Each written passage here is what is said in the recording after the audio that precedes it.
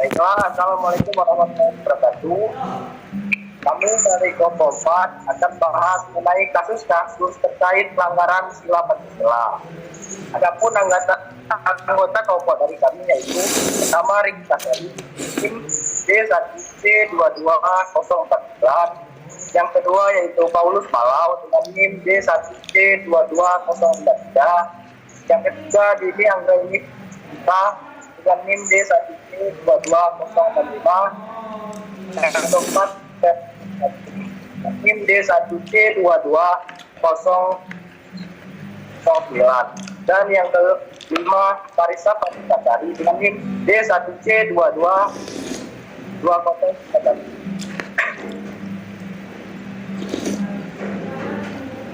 Adapun kasus-kasus terkait pelanggaran sila pertama. Adapun pelanggaran mengenai sila pertama dan solusinya akan dibacakan oleh Dini Anggraini Pustinda. Kepada saudari Dini, waktu dan tempat dipersilakan.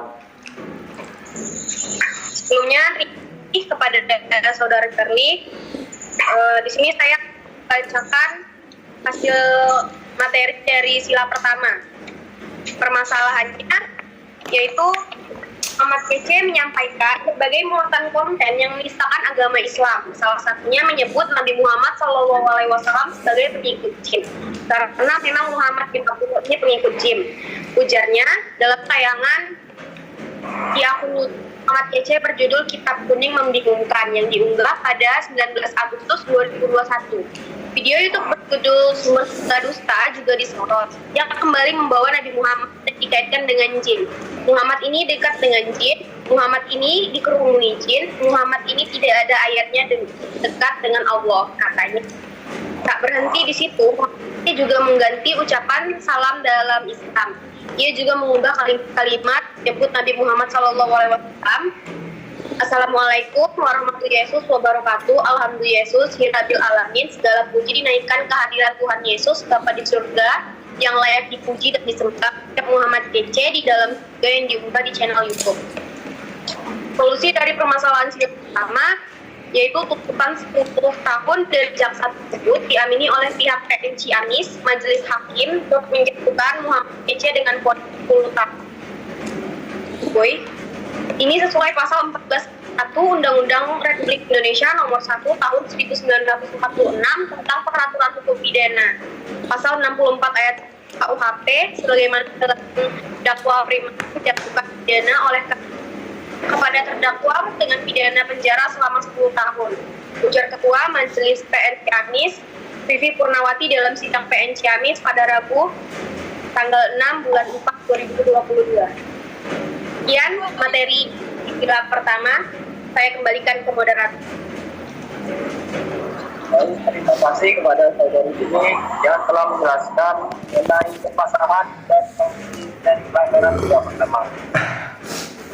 Adapun pelanggaran dan solusi dari kasus pelanggaran sila kedua akan dibacakan oleh saudara Rik Kasari. Terima kasih buat moderator. Kali ini saya akan membacakan permasalahan Pancasila pada sila kedua. Permasalahannya, meninggalnya Munir Saud Talin dunia saat melakukan penerbangan ke Amsterdam pada 2004 silam. Dirinya meninggal 2 jam sebelum pesawat mendarat di Bandara Schiphol, Amsterdam pagi hari. Setelah dilakukan penyelidikan, kepolisian Indonesia bekerjasama dengan kepolisian Belanda menemukan penyebab meninggal Munir.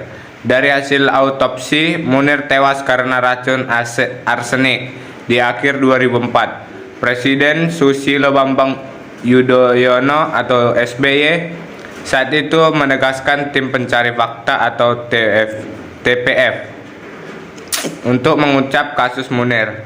Anggotanya melibatkan kalangan masyarakat sipil dan berfungsi membantu Polri dalam menyelidiki kasus pembunuhannya Munir. Dalam dalam perjalanannya, TPF sempat kesulitan menjalankan tugasnya karena menganggap pihak kepolisian yang lamban dalam penyelidikan. hingga akhirnya kepolisian menetapkan pilot Garuda Indonesia Polikarpus Budi Hari Priyanto menjadi tersangka pembunuhan pada 18 Maret 2005 serta menyeret nama mantan Deputi 5 Badan Intelijen Negara atau BIN Mutsdi PR. Solusinya, pengadilan kemudian memutuskan Polikarpus bersalah dan dihukum selama 14 tahun penjara. Terima kasih, saya silakan kembali ke moderator. Baik, terima kasih kepada Saudara Riki karena sudah menjelaskan permasalahan dan solusi dari sila kedua. Adapun permasalahan dan solusi dari sila ketiga itu akan dibacakan oleh saya sendiri dan dijelaskan oleh saya sendiri. Adapun permasalahan dari sila ketiga yaitu Gerakan Aceh Merdeka atau GAM merupakan gerakan separatisme bersenjata kita yang dibuat supaya Aceh dapat bicara kesatuan Indonesia. Dan GAM tujuan GAM untuk lepas dari negara kesatuan Republik Indonesia itu berarti memajukan kesatuan dan kesatuan Indonesia. Dan sudah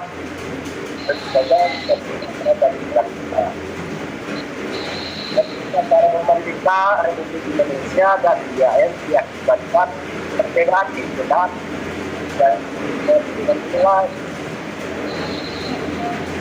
Perbedaan pikiran ini telah berlangsung sejak tahun 1976 sampai 2005 dan menyebabkan jatuhnya hampir sekitar 1902. Seluruh senjata GAM yang mencapai 847 selesai diserahkan pada AFF pada 19 Desember 2005. Kemudian pada 27 Desember GAM melalui juru bicara beserta Sofian Daud menyatakan bahwa sayap militer mereka yaitu Tentara Neogara Aceh atau TNA telah dibubarkan secara formal dan dibentuk Komite Peralihan Aceh guna untuk menampung para ex-tentara. Adapun solusi dari permasalahan kita itu akhirnya pada 27 Februari 2005 pihak GAM dan pemerintah Republik Indonesia memulai tahap perundingan di Batita. Tempat Presiden Indonesia Parti Pakistan berperan sebagai fasilitator. Pada 17 Juli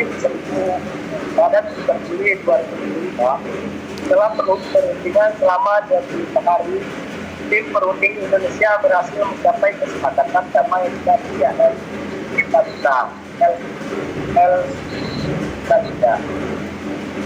Penandatanganan melakukan kesepakatan damai ini langsung dan pada 15 Agustus 2005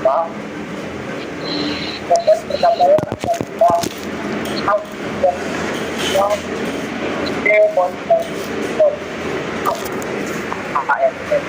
anggota 5 negara ASEAN dan beberapa negara yang tergabung dalam Eropa.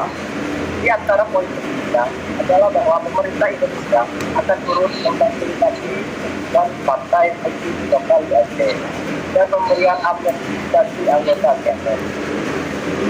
Itulah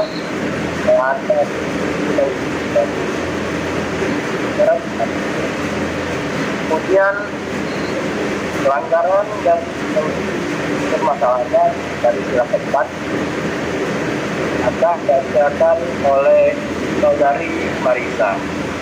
Pada Saudari Marisa, waktu depan silakan. Baik, terima kasih kepada Saudari Perli selaku moderator.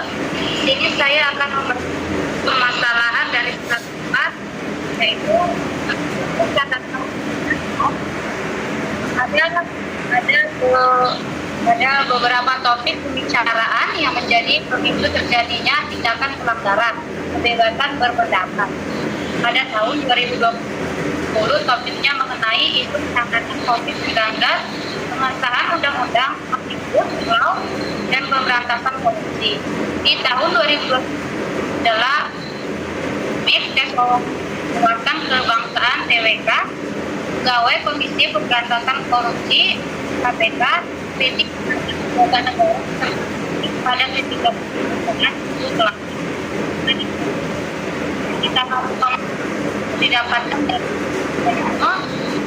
pertama melalui acuan langsung, kedua dengan monitoring kerja. Solusi dari permasalahan ini adalah dari total 44 kasus, sebanyak 29 kasus diadukan langsung pada Komnas HAM dan 15 sisanya merupakan hasil monitoring.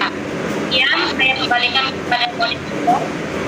Baik, terima kasih kepada Saudari Marisa yang telah menjelaskan mengenai pelanggaran dan pelanggaran.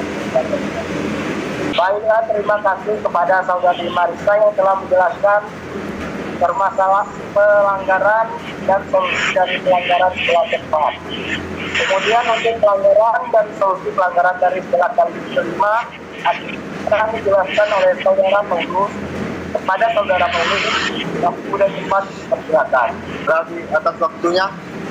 Baik, ini saya akan menjelaskan tentang permasalahan Pancasila dalam sila kelima. Permasalahannya yaitu tindak pidana korupsi dan tindak pidana pencucian uang oleh bos presiden minyak goreng merek Palma. Surya Permadi yang merugikan negara hingga 78 triliun rupiah. Jaksa Agung S1 Burhanuddin menyatakan kerugian negara tersebut timbul akibat penyalahgunaan izin lokasi dan izin usaha perkebunan di kawasan Indragiri Hulu atas lahan seluas 37.095 hektar. Kasus ini merupakan pengembangan dari perkara yang menjerat ex-Gubernur Riau, Anas Mahamun dan kawan-kawan yang ditetapkan sebagai tersangka atas dugaan suap alih fungsi lahan pada September 2014. Akhir bulan lalu, Majelis Hakim Tipikor di Pengadilan Negeri Pekanbaru memvonis Anas 1 tahun penjara dan denda 100 juta rupiah. Memecahkan rekor korupsi dengan nilai terbesar sepanjang sejarah, Surya Darmadi tentu bukan pengusaha korupsi.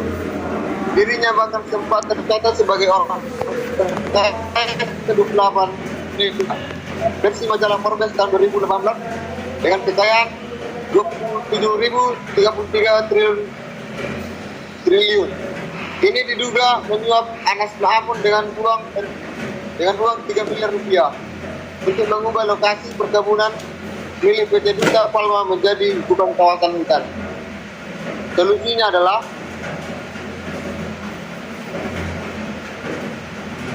saat ini Surya Darmadi telah kembali ke Indonesia dari sebelumnya berada di Taiwan dan harus mendekam selama 20 hari di rumah tahanan atau rutan Salemba terhitung sejak 15 Agustus hingga 3 September 2022 untuk menjalani lanjutan. Baik, terima kasih kepada Saudara Paulus yang telah menjelaskan menerapkan solusi pelanggaran dari sila kelima. Saja dari kami dari kelompok kami atas kekurangan ataupun kesalahan ataupun ada hal-hal terkata dari kami mohon maaf. Kami akhiri, saya akhiri. Assalamualaikum warahmatullahi wabarakatuh.